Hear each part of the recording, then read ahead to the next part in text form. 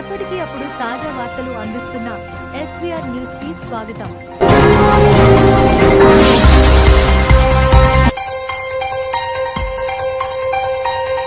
BRS పార్టీలో చేరిన మాజీ సర్పంచ్ మరియు నాయకులు. సిర్గాపూర్ మండలం కట్పల్ గ్రామ తాజా మాజీ సర్పంచ్ మరియు నాయకులు జంగిలి నగేష్, వీరన్న ఎండుకొల్లు భాస్కర్, గడ్డం ప్రేమనందం, తలారి రామారావు, తరారి శేఖర్, సుమారు 50 మంది గౌరవ నారాయణఖేడ్ మాజీ శాసనసభ్యులు మహారెడ్డి భూపాల్రెడ్డి కాంగ్రెస్ ప్రభుత్వంపై చేస్తున్న పోరాటానికి ఆకర్షితులై బీఆర్ఎస్ పార్టీలో చేరిన వారిని గులాబీ కండువా కప్పి పార్టీలోకి ఆహ్వానించారు. చేరిన వారిలో తాజా మాజీ sarpanch Sanjeevareddy, PACS chairman Srinivas Reddy, retired RI Narayana మరియు వారితో పాటు వారి అనుచరులు తదితరులు ఉన్నారు. ఈ కార్యక్రమంలో మాజీ ఎంపీపీ మహిపాల్ రెడ్డి, మాజీ జడ్పీటీసీ నరసింహారెడ్డి, మండల పార్టీ అధ్యక్షులు సంజీవరావు పాటిల్, మాజీ మండల కో ఆప్షన్ సభ్యులు బషీర్, మాజీ సర్పంచ్లు సాయగౌడ్, భూమ్రెడ్డి, మాజీ ఎంపీటీసీ రమేష్, నాయకులు హనుమంత్ రెడ్డి, సంగమేశ్వర్, అమన్ సాబ్, రాజమల్లు, మోహన్ రెడ్డి, నాగభూషణం, నాగరాజు, సత్యనారాయణ గౌడ్, కృష్ణరెడ్డి, ఓపరి మోహన్, అంజా గౌడ్, రాములు, ప్రశాంత్ సాగర్, మహేన్ రెడ్డి, గురునాథ్ తదితరులు. ఈరోజు భాజపా పార్టీ నుంచి బీఆర్ఎస్లో చేరుతున్న పెద్దలు మాజీ సర్పంచ్ సంజయ్ రెడ్డి గారు, మాజీ పిఎస్సీ చైర్మన్ శ్రీనివాస్ రెడ్డి గారు, కృష్ణారెడ్డి గారు, ఇంకా మా నారాయణ గారు, మా రిటైర్డ్ రిటైర్డ్ ఆర్ఐ నారాయణ గారు, ఇంకా వేరే వాళ్ళందరికీ కూడా చేరిన వాళ్ళందరికీ కూడా ఈరోజు ఈ పార్టీలోకి వాళ్ళని స్వాగతం పలుకుతున్నాను. వాళ్ళకు శుభాకాంక్షలు తెలియజేస్తున్నాను, ధన్యవాదాలు తెలియజేస్తున్నాను. వీళ్ళంతా అంటే గతంలో బీఆర్ఎస్ పార్టీ చేసిన సంక్షేమ పథకాలు, బీఆర్ఎస్ పార్టీ రైతులకు చేసిన మేలు అవన్నీ గుర్తుంచుకొని మరి వేరే పార్టీ ఏది కూడా పనికిరాదు, కేవలం బీఆర్ఎస్ పార్టీతోనే రైతులకు మేలు జరుగుతుంది, సంక్షేమ పథకాలు అభివృద్ధి పనులన్నీ కూడా అందుతాయనే ఆలోచనతో మరి ఈరోజు ఆ పార్టీలకు రాజీనామా చేసి ఈరోజు బీఆర్ఎస్ పార్టీలో చేరడం జరిగింది. మనం అందరం చూస్తూనే ఉన్నాం. గతంలో కేసీఆర్ గారు ఆయన వాగ్దానం చేయకపోయినా కూడా రైతులకు రైతు బంధు పథకం ప్రవేశపెట్టి ప్రతి సంవత్సరం పంటల మీదే 5,000, 10,000 రూపాయలు మనకు రైతు బంధు ద్వారా రైతులకు అందరికీ ప్రతి ఎకరానికి అందజేయడం జరిగింది. అదే మాదిరిగా కరెంటు కేవలం 4 గంటల కరెంటు గతంలో ఉంటుండే. ఆ 4 గంటల కరెంటుకు బదులు మన కేసీఆర్ సార్ 6 గంటలని చెప్పి 4 గంటలు ఇస్తారు. కేసీఆర్ సార్ వచ్చినాక 24 గంటల కరెంటు, నాణ్యమైన కరెంటు, ఉచిత కరెంటు కూడా ఇచ్చాం. ఆ రకంగా కరెంటు మంచిగా ఇచ్చారు. తర్వాత రైతులు పండించిన ధాన్యం, వాళ్ళు ఏ ధాన్యం పండించినా కూడా గిట్టుబాటు ధర ఇచ్చి కొనడం మొదలుపెట్టిందే మన బీఆర్ఎస్ ప్రభుత్వంలో. అది మనం చేసినాం. ఈరోజు కాంగ్రెస్ ప్రభుత్వం అధికారంలోకి వచ్చిన తర్వాత కొనలేదు, అబద్ధాలు చెప్పిండ్రు. 15,000 రైతు భరోసా ఇస్తామన్నారు. 2 పర్యాలు రైతు భరోసా ఎగ్గొట్టేసి 15,000 ఇస్తామని మొన్న 12,000 ఇచ్చారు. తర్వాత ఆ విషయంలో కూడా ఏం మాట్లాడారంటే అందరు పెద్ద పెద్ద రైతులకి ఇస్తుందని మాట్లాడారు. సేమ్ విధానం అప్పుడు మేము ఎంతైతే రైతులకు ఇచ్చామో అదే విధానం కొనసాగించుకుంటూ కొంతమంది పేదవాళ్ళకే, ఎవరైనా పెట్టుబడి లేక పంట పెట్టినోడు ఉంటాడు, లేకపోతే గట్టు భూములలో పంట పెట్టినోడు ఉంటాడు, అట్లాంటి వాళ్ళు ఉండేదంతా పేదోళ్ళే. ఆ పేదవాళ్ళకే రైతు బంధు పూర్తిగా ఎగ్గొట్టినరు. మరి అందరికీ కూడా 2 పర్యాలు ఎగ్గొట్టారు. కరెంటు కూడా ఈరోజు కడపల వాళ్ళు పోరాటం చేశారు కాబట్టి కడపల వాళ్ళకు అలా కూడా 24 గంటల కరెంటు వస్తలేదు, కనీసం 10-12 గంటలు వాళ్ళు పోరాటం చేస్తే వస్తుంది. అందుకని నేను చెప్తున్నా, ఎక్కడైనా సరే పోరాటం చేస్తే పోయేదేం లేదు, ఏమన్నా సాధిస్తే సాధించుకోగలుగుతాం. కాబట్టి ప్రతి విషయంలో మనం పోరాటంలో సిద్ధంగా ఉండాలని చెప్పేసి ఈరోజు కడపల వాళ్ళు కరెంటు కొరకు ఏదైతే పోరాటం చేసినారో దానివల్ల వాళ్ళు పంటలు కాపాడుకోగలుగుతున్నారో అదే మాదిరిగా వివిధ గ్రామాల్లో కూడా వివిధ జాగాల్లో కూడా ఎక్కడైనా కరెంట్ ప్రాబ్లం ఉంటే పోరాడుకోవాలి. ఆ కరెంటు మంచిగా ఇచ్చే కొరకని మా ప్రభుత్వం వచ్చిన తర్వాత చాలా చర్యలు తీసుకుంది. 24 గంటల కరెంటు ఇవ్వాలి, నాణ్యమైన కరెంటు ఇవ్వాలంటే దానికి సంబంధించిన సబ్స్టేషన్లు కావాలి, ట్రాన్స్ఫార్మర్లు కావాలి. ఆ రోజు సబ్స్టేషన్లు మన నారాయణఖేడ్ నియోజకవర్గంలో అధికారంలోకి వచ్చి నుంచి, కాంగ్రెస్ అధికారంలోకి వచ్చి నుంచి, స్వతంత్రం వచ్చిన నుంచి వాళ్ళు 15 ఏర్పాటు చేస్తే మేము కేవలం 7 సంవత్సరాల ఇంకో 15 సబ్స్టేషన్లు ఏర్పాటు చేసినాం. ఒక ట్రాన్స్ఫార్మర్ ఇవ్వాలంటే గతంలో కాంగ్రెస్ పీరియడ్లో ఒక ట్రాన్స్ఫార్మర్ ఇవ్వాలంటే 50,000 లంచం ఇస్తే 5 ఏళ్ళ దాకా ట్రాన్స్ఫార్మర్ రాకుండా మేము అడిగిన వాళ్ళకి అడిగినట్టు 3 ఇళ్ళు కడితే ట్రాన్స్ఫార్మర్ ఇచ్చినాం, 5 పోల్లు ఇచ్చినాము, దానికి సంబంధించిన మెటీరియల్ మొత్తం ఇచ్చాం. మళ్ళీ ఈరోజు కాంగ్రెస్ గవర్నమెంట్ వస్తే ఏమైంది, కరెంటు వెనకకు పోయింది. ట్రాన్స్ఫార్మర్ కావాలంటే ఒక ట్రాన్స్ఫార్మర్ కొరకు 2-3 సంవత్సరాలు పైరవీ చేస్తే 5 డీడీలు కడితే ఒక ట్రాన్స్ఫార్మర్ ఇస్తున్నాం. మేము 3 డీడీలు కడితే ఒక ట్రాన్స్ఫార్మర్ ఇచ్చినాం, 5 పోల్లు ఇచ్చినాం. 5 డీడీలకు ఒక ట్రాన్స్ఫార్మర్. అది ఎప్పుడు ఇస్తారో గ్యారంటీ లేదు. స్తంభాలు కూడా 1-2 స్తంభాలు ఇస్తారు. ఈ రకంగా రైతులకు అందరిని నట్టడం వచ్చారు. బోనస్ ఇస్తామని మాట్లాడారు, అబద్ధాలు చెప్పారు. ఏమిచ్చారు బోనస్? ఒక్క పంటకి ఇచ్చారు. ఇప్పటి వరకు 4 పంటలు కాంగ్రెస్ ప్రభుత్వం అధికారంలోకి వచ్చిన తర్వాత 4 పంటలు పెడితే ఒక పంటకి ఇచ్చారు. మొన్న వానాకాలం సంబంధించిన బోనస్ సన్న వడ్లు పెట్టిన రైతులందరికీ కూడా ఎవరికి ₹1 కూడా బోనస్ రాలేదు. మన యాసంగిలో పెట్టినాయి, వానాకాలంలో వచ్చినాయి, యాసంగిలో రాలేవు, ఒక వానాకాలంలో వచ్చాయి. కాకపోతే వాళ్ళు చెప్పింది ఏంటంటే అన్ని పంటలకు బోనస్ ఇస్తామన్నారు. నువ్వు ఏ పంట పెట్టినా బోనస్ ఇస్తామన్నారు. అది వరి పంటలు కూడా సన్న వడ్లకే ఇస్తామని సన్న వడ్లకు ఒక పర్యాయం మాత్రమే ఇచ్చారు. మిగతా దానికి కూడా బోనస్ ఇవ్వడం కూడా మానేశాం. రైతు కూలీలకు రైతు భరోసా ఇస్తామన్నారు. మన ఇంద్రమ్మ ఆత్మీయ భరోసానా, ఇంద్రమ్మ ఆత్మీయ భరోసా ఇస్తామన్నారు. అది ఎగ్గొట్టేసారు. అది ఏం లేదు. ఇట్లా ప్రతి ఒక్క వర్గానికి మోసం చేసేది కాంగ్రెస్ ప్రభుత్వం. కాబట్టి ఈరోజు కాంగ్రెస్ని స్వీకరించుకొని అందరూ కూడా మన దగ్గర రావడం జరుగుతుంది. ముఖ్యంగా యువతకైతే ఘోరంగా మోసం చేసిండ్రు. వాళ్ళకి ఏం చెప్పిర్రు, మేము జాబ్ క్యాలెండర్ పెడతాం, మేము అధికారంలోకి రాగానే 2 లక్షల ఉద్యోగాలు ఇస్తామని చెప్పిండ్రు. అదే మాదిరిగా 4,000 రూపాయలు నిరుద్యోగ భృతి ఇస్తామని చెప్పిండ్రు. ఇంకేదో గ్రాంట్ పెట్టి ఆ గ్రాంట్ ద్వారా కూడా ఆదుకుంటామని చెప్పేసి మాట్లాడారు. ఈరోజు కాంగ్రెస్ అధికారంలోకి వచ్చిన తర్వాత బీఆర్ఎస్ ప్రభుత్వ హయాంలో వేసిన నోటిఫికేషన్లకు మాత్రమే ఉద్యోగాలు వచ్చినాయి. అవే ఉద్యోగాలు కానీ కొత్తగా కాంగ్రెస్ వాళ్ళు ఇచ్చిన ఉద్యోగాలు ఒక్కటి కూడా లేవు. ఒక్కసారి టీఎస్పీఎస్సీ పెట్టేసి అందులో కూడా పెద్ద కుంభకోణం జరిగింది. అన్ని పేపర్లలో కరెక్షన్లో మొత్తం డబ్బులు తీసుకొని అన్ని మోసం చేసి అర్హత గల నిరుద్యోగ యువత టాలెంట్ ఉన్నోళ్ళకు వాళ్ళకు రాకుండా చేస్తే కోర్టు పోయినాక మొంటికాయలు వేసినా కూడా కాలయాపన చేసే కొరకే. మళ్ళీ రీవాలిడేషన్ చేస్తే ఒక వారం రోజులప్పుడు అయిపోతుంది.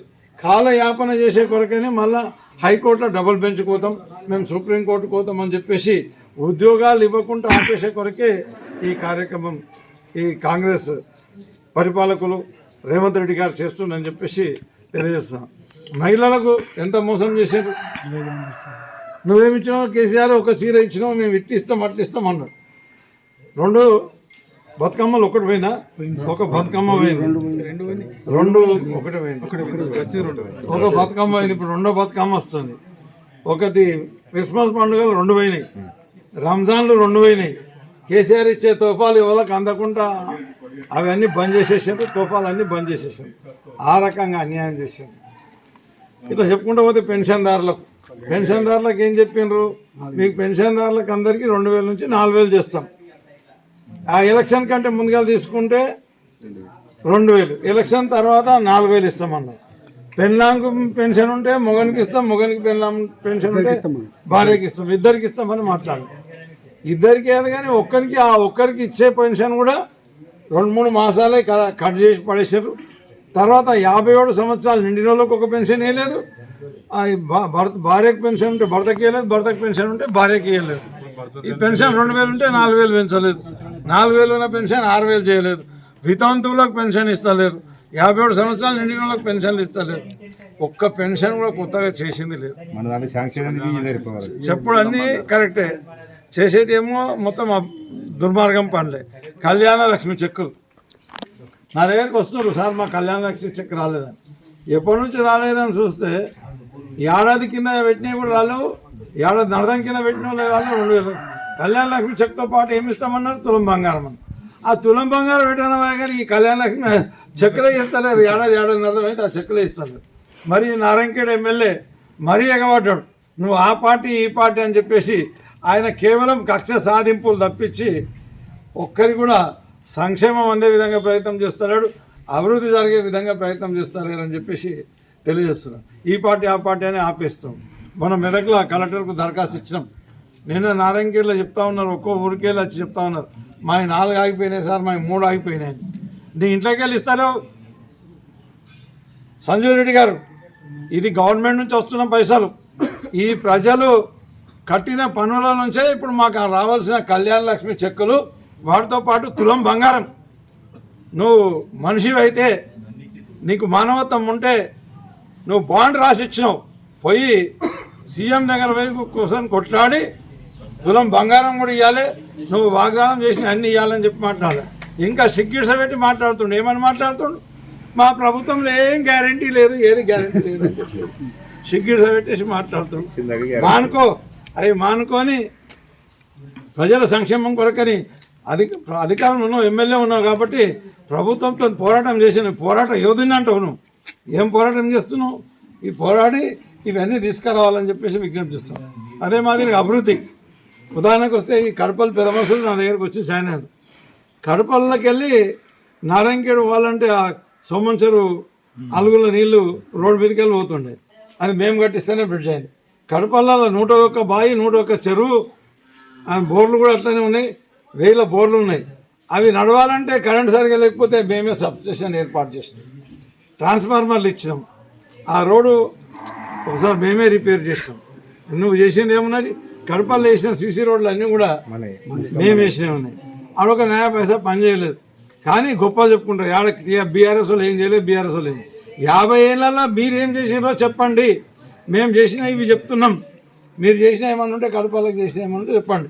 మళ్ళీ గ్రామ పంచాయతీ బిల్డింగ్ కట్టించినాం, స్కూల్ కట్టించినాము, నీళ్ళ టాకీలు కట్టించినాం, కమ్యూనిటీ హాల్ కట్టించినాం,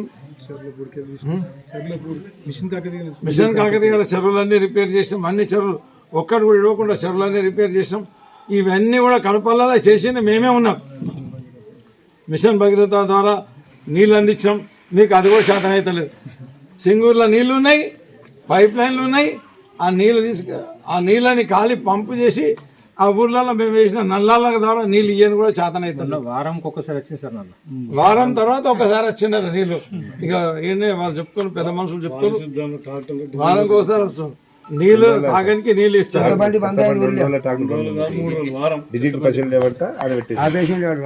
ఏమైంది? కేసీఆర్ గారు అధికారంలోకి వచ్చిన తర్వాత ప్రతి ఊరికి ఒక ట్రాక్టర్ ఏర్పాటు చేసిండు, డంప్ యార్డ్ ఏర్పాటు చేసిండు.